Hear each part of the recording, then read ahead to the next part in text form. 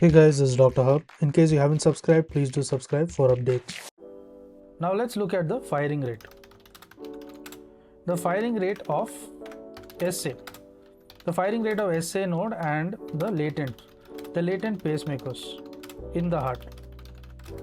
The firing rate of the SA node and the latent pacemakers in the heart. So when you look at the SA node, it is about 70 to 80. The SA node has the highest intrinsic firing rate, that is about 70 to 80. So this is impulses per minute, and then we look at the AV node. So you have the AV node and the bundle of his. So AV node and bundle of his. So what are the values? AV node is about 40 to 60. Bundle of his is about 40. Then comes the Purkinje fibers. The Purkinje fibers, PF. So here the firing rate is about 20, that is 15 to 20. And ventricles. Ventricles is also about the same, that is about 20. To learn and grow daily like this, please do subscribe.